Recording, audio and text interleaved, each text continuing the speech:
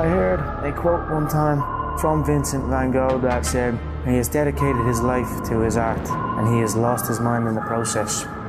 When I thought about that, it sounded very familiar. I have given every ounce of my life to this craft, and in the process, I have lost my mind. There's a saying, reasonable men never achieved anything, and Conor's a very unreasonable man.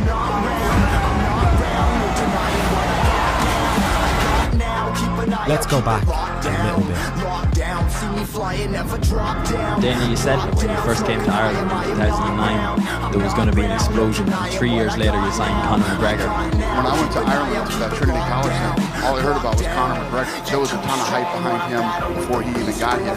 Everywhere I go, I hear about Conor McGregor. I've never seen him fight, and I'm a big fan. It's a dream come true for me to be fighting here, you know. I say what I feel. I feel like I'm set to take over this game pretty soon. And Saturday night I will show that.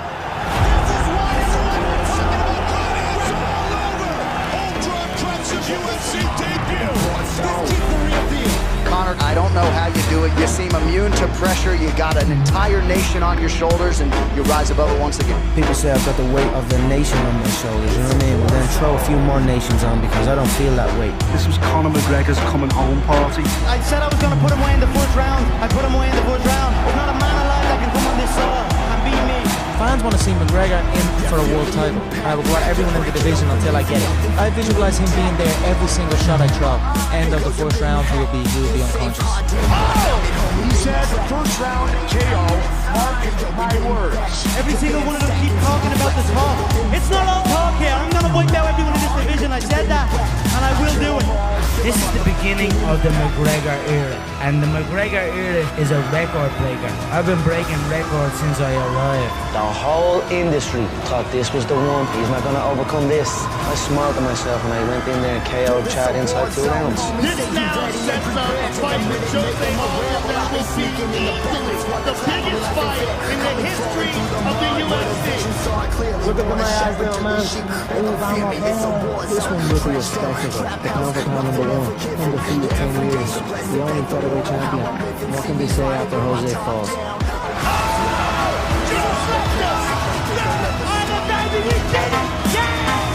Conor McGregor is moving from 145 pounds to 170 pounds. This is a fight business.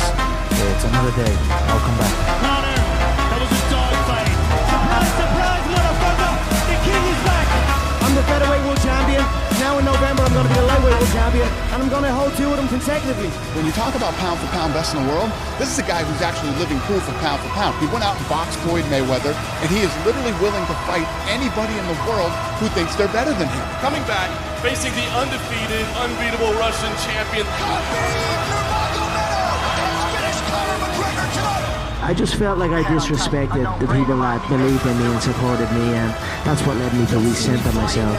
Recognize what you need to do and fucking do it. Conor McGregor announces his return with about as many style points as you could produce. It's my name in history one more time. He's back to the mindset that led him to be the most popular fighter in the world. Keep an eye out, keep it locked down. You're too strong when I battle with the beast. We've got some breaking news. We got confirmation that Conor McGregor has in fact signed his bout agreement to return to action on January 23rd, the main event of UFC 257 against Dustin Poirier, a rematch of a fight that happened back at UFC 178 in September of 2014. Before I fought Conor the first time in 2014, it was the biggest fight I've ever been part of.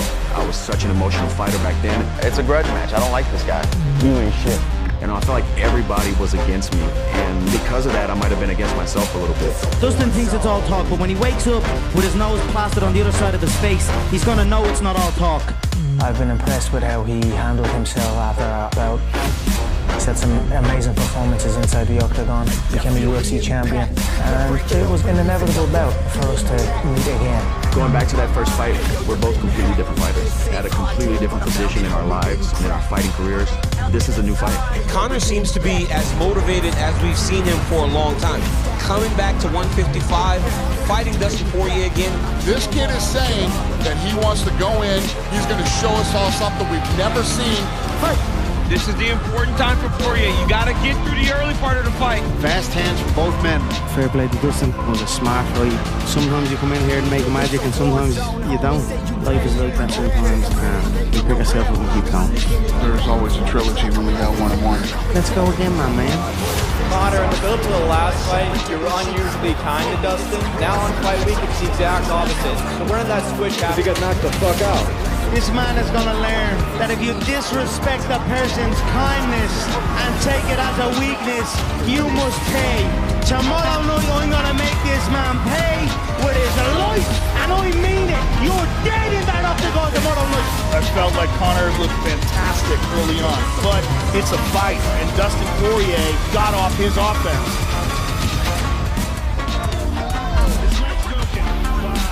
Conor McGregor seemingly breaking his ankle. That's going to be the end of the fight.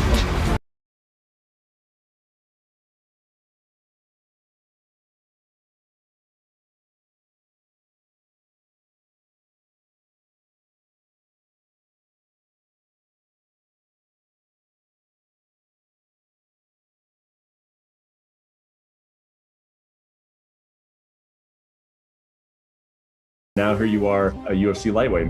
Well, Michael Chandler for a long time has been one of the best lightweights in the world, right? Like, unless you're just a complete homer for one organization, you recognize his talent and who he is. He's a two-time Bellator champion. He's a fantastic fighter. These are the upper echelon, the world-class guys that I've wanted to compete against since day one. And now I get that opportunity. Just got to go out there and take. Now I get that opportunity. Just got to go out there and take care of business on Saturday night. Iron Mike Chandler. The guy is a tremendous striker. He has fantastic wrestling. Not only does he feel he belongs, he feels as though he is a future.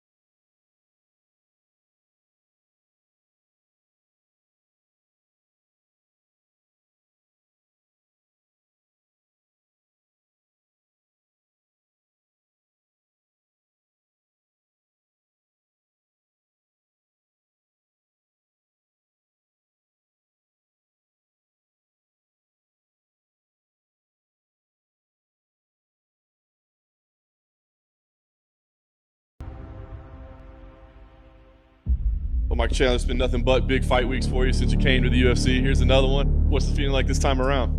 Man, this is what I asked for. The strength of schedule that I put together in 16 months with the backup for the title fight, Dan Hooker, Charles Oliveira, Justin Gaethje, and now Tony Ferguson.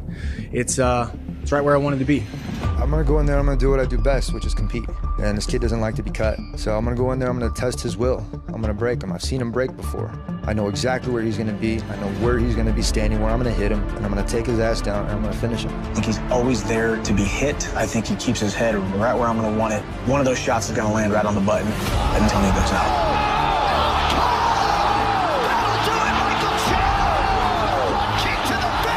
I think the best knockout, the best front kick knockout I've ever seen in my life. I got one dude on my mind. Conor McGregor, you gotta come back and fight somebody. I am the most entertaining lightweight on the planet. that was a vicious knockout. Michael Chandler also said he'd be down to fight Conor at 170. What do you make of that call out? Yeah, that's a fun one, man. Who the hell wouldn't want to see that fight? When Conor's 100% and can actually really start training for a fight, then we talk about what's next for Conor.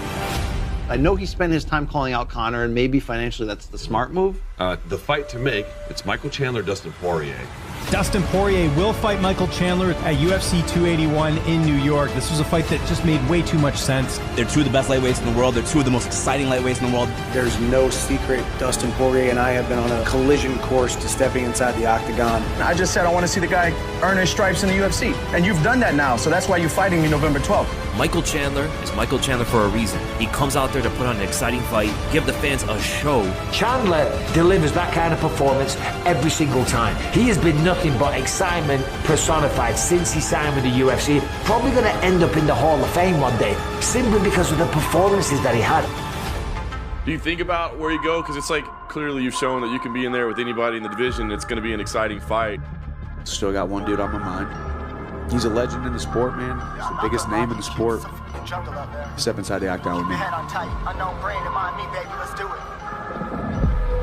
We just confirmed the coaches for season 31 of The Ultimate Fighter.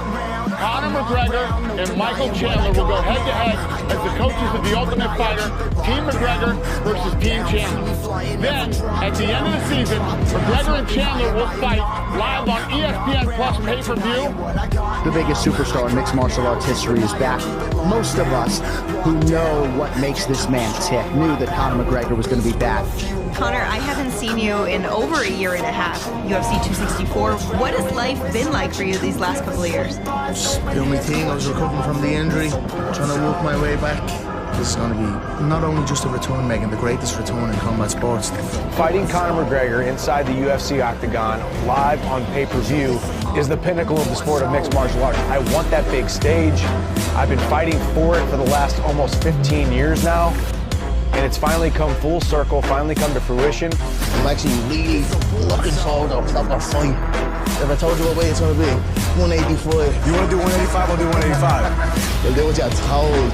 Michael Chandler said that him and Conor have not really liked each other as much as he thought they would, and actually there's a bit of contention in forming a target. Shut up, break your nose, you little fool. Yeah, what? Yeah, they do not like each other now. Show up for my team. There was a bit of hostility at one stage, but I'm having a bit of fun, to be honest with you. I'm going to keep this guy in the head. It's just tailor-made for him to keep it all over the place, and that's what I'm aiming for.